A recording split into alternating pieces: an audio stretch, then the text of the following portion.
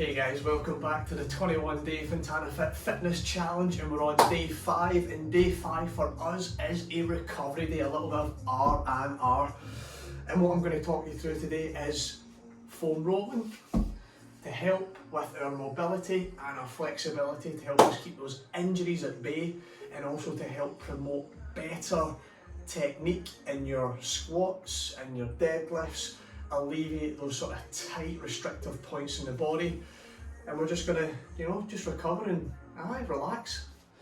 So what we're gonna do to start is, we're gonna get the foam roller, and we're gonna basically start from the top of the body and work all the way down to the bottom. Alright, so it's gonna be a quick overview on mobility, foam rolling for the entire body, and then we'll get the specifics in later videos.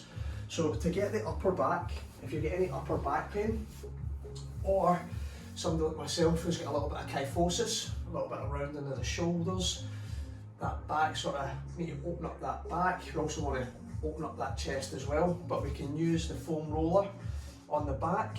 What you're going to do is you're going to be halfway to the shoulders, and from here you're just going to hug your body. That's just going to expose the muscles a little bit more, so you can get into the nitty gritty. So you're just coming up and down. You can kind of go to the side, up and down. You can really feel right in my scapula, the rhomboids, the upper traps. Just hugging that body gets a little bit deeper into those muscles. Ooh. Again, you can go halfway down the back. I wouldn't recommend going all the way down to the lumbar spine. I would use a lacrosse ball to get into the lumbar spine, just because you tense up your tummy and you can't really get into those areas, your QLs. So we roll that upper back. I'd say every area that you do, spend anywhere between 2 to 3 minutes on that area before you move into the next body part. The next one is quite an awkward one, is your lats.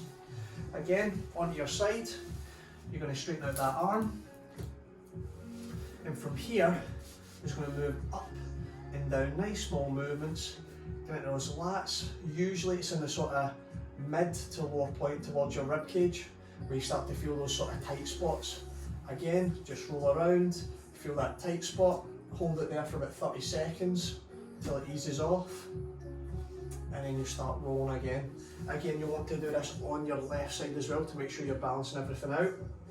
Next, what we're going to move on to is with a lacrosse ball, or a tennis ball, cricket ball, hockey ball, golf ball.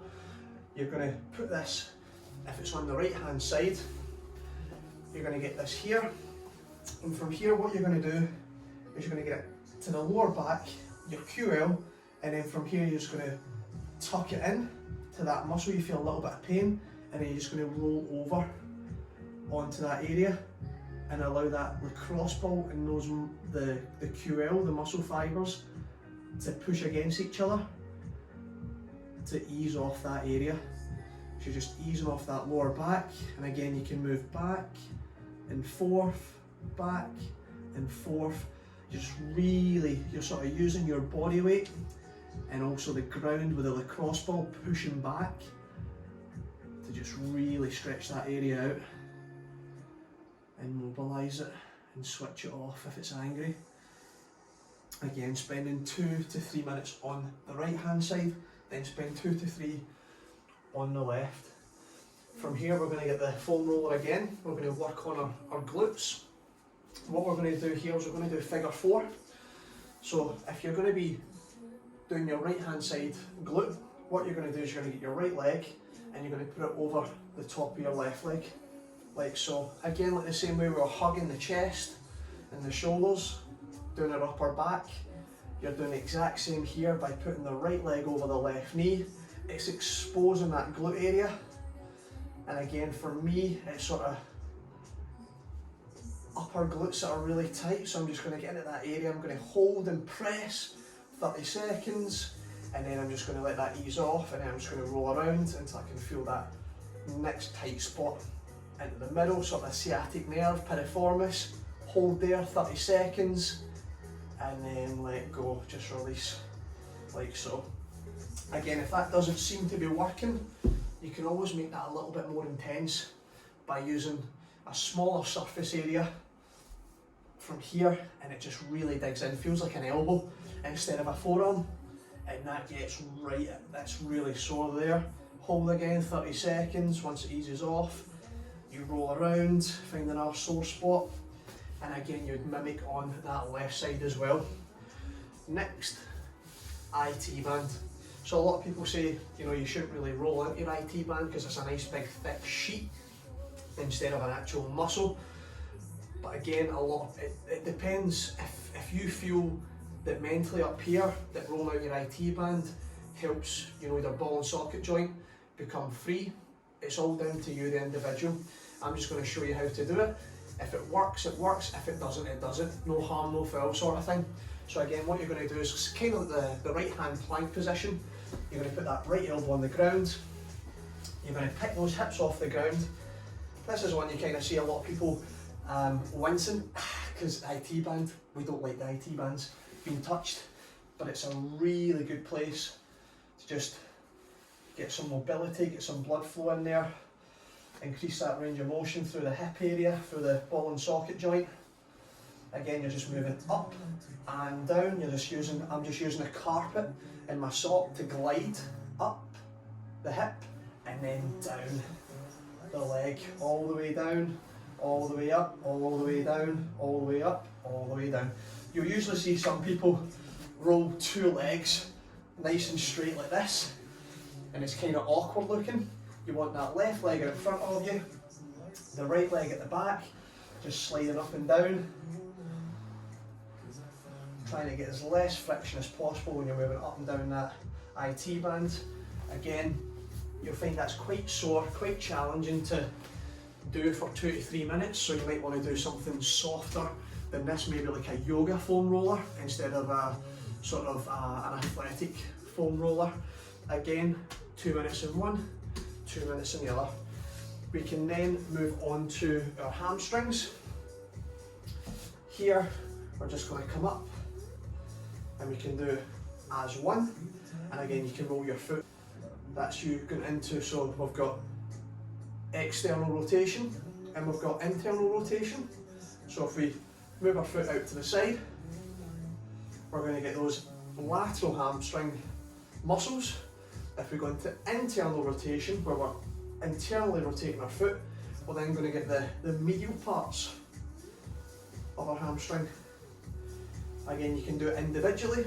Some people like to do it 2 at a time. My foam roller isn't that, well, it's quite big, but I've just got quite big legs, so you know, some people kind of roll back and forth like this, and again you can start externally rotate, you can internally rotate, you can go back and forth with your toes pointing up the way, but again I like to just sort of focus on one hamstring area at a time.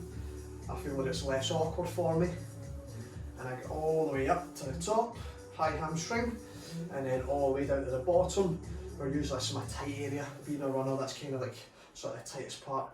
Lateral hamstring down at the bottom there. From there, 2 to 3 minutes each side. Then we're moving on to those calves. So again, from here, less tension on the muscle. You can be here, you can roll up and down like you've done with your hamstring. External rotation, internal rotation, getting the anterior tibialis, and here getting the medial head, the soleus, the posterior tibialis. If you want a bit more tension on there because it doesn't feel that intense, you can get 2 legs on there, bring your backside off the ground and just roll up, roll down with a bit more weight on there, like so. Again, finding those sore spots, maybe sticking there for a couple of seconds and then moving around. 2 minutes on the other side, 2 minutes on that side. Last one we're going to do, oh, the quads. It is brutal, the quads, but this is probably where most of us in this day and age are really, really tight in our quads and in our hips. The reason for that is we're either standing up all day or we're sitting down all day, and both are really, really, you know, destructive to the hip mobility and also that quad flexibility and mobility as well. So what we're going to do there is we're going to face down. I'll show you my grip on the left hand side quad. Again, you can do this through 2 quads as well. All you're going to do, one leg on, and you're just going to externally rotate, you can get the inside of the leg there. You can have the foot facing forwards. You're going to get the front of the leg, and then you can internally rotate and you can get that lateral side of the quad there, like so. You can move up a wee bit further, so then you can get lower down towards your knee. And just rolling around, easing off the muscles, getting that mobility, getting that blood flow in there, ironing those muscles out. We can go a little bit higher towards the hip if we get tight hips, to help the deadlift, help the squat, so we don't have any hip impingements. Just high hip area, easing that out, ironing that out, and again, we can always make it a little bit more intense with the crossbow. Again, I didn't show you anything with the pecs, but usually with the foam roller it can be quite awkward. You can use a crossbow, and from here, all you're going to do is put the ball into the chest. You're going to bring that arm from being forwards to being back, and you're just going to move back and forth, side to side, get a sore spot, lean on there, nice big deep breaths in, lower the body weight down onto that ball as it gets a little bit less sensitive, and then you can start moving around again. Alright, you can also do a little bit of sort of massage PNF stretching, where you move your hand up and back, just to loosen off those muscle fibres. Iron out the fascia, moving up, moving back. If you've got a tight chest as well, and that also, you know, if you're doing a lot of upper body work, doing a lot of bench press, doing a lot of push-ups, you know, bicep curls and all these sort of things that tighten up your shoulders, the fronts of the body, pulling those shoulders round, rounding out that back, and you want to get that posture back, have those shoulders sitting in a nice neutral position, and something like the upper thoracic foam rolling, and then also the crossbow into the chest as well.